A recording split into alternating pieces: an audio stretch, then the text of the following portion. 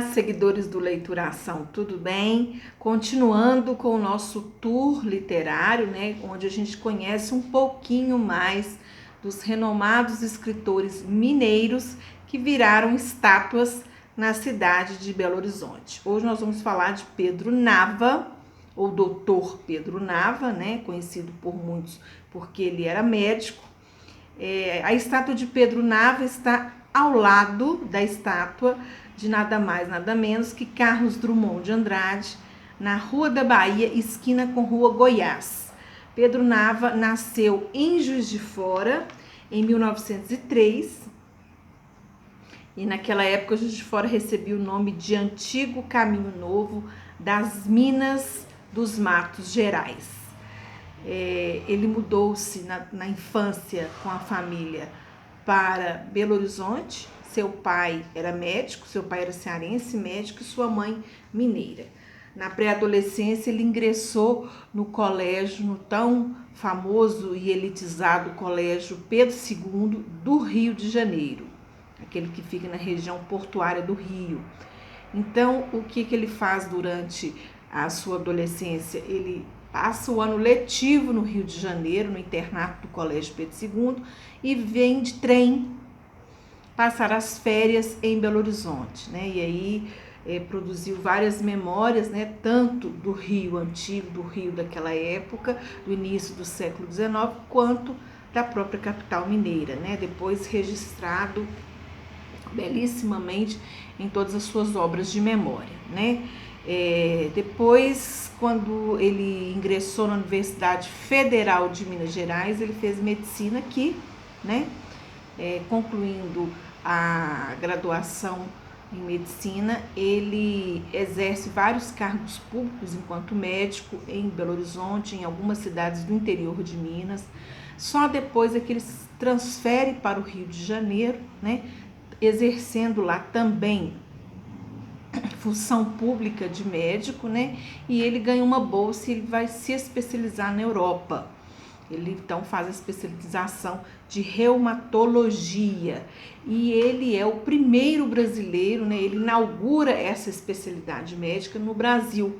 E aí escreve muitos artigos, né, na área de reumatologia, é muito reconhecido inclusive. E Pedro Nava trabalha por 50 anos como médico.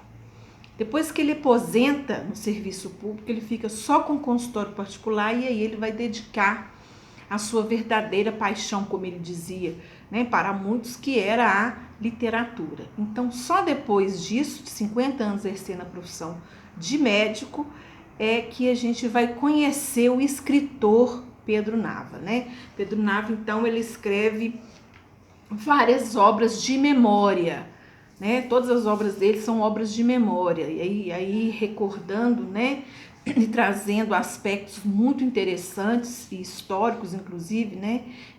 Como eu já falei, do Rio Antigo, da própria Belo Horizonte, da cidade de Juiz de Fora, e ele é considerado, então, o maior memorialista da literatura brasileira. As obras de Pedro Nava são Baú de Ossos, Balão Cativo, Chão de Ferro, Beira-Mar, Galo das Trevas e O Círio Perfeito. E por ser, né, obras de memória, Pedro Nava, ele é muito estudado atualmente, né, não só pela galera da literatura, mas por vários historiadores. Então a gente tem referência aí, não só da obra do Pedro Nava, né, mas da sua vida com o pessoal da história, né, com os historiadores. Então a gente consegue ler muita coisa sobre ele, inclusive em dissertação de mestrado e teses de doutorado desse pessoal da história, né? Pedro Nava, ele falece, ele vai morrer aos 80 anos, ele suicidou. Ele recebeu num domingo um telefonema muito misterioso, não falou nada com ninguém, nem com a sua esposa, saiu de casa levando uma arma e ele suicida numa praça perto de casa, no bairro da Glória, no Rio de Janeiro. E as suas obras fizeram muito sucesso quando foram publicadas com ele ainda em vida, né? E um dos jornalistas perguntou para ele, né, mas parece que nas suas obras, né, traz muita alegria, muito divertido, mas também há momentos de tristeza, momentos, né, mais sombrios. E aí uma frase célebre do Pedro Nava é o seguinte: eu não tenho ódio, eu tenho memória.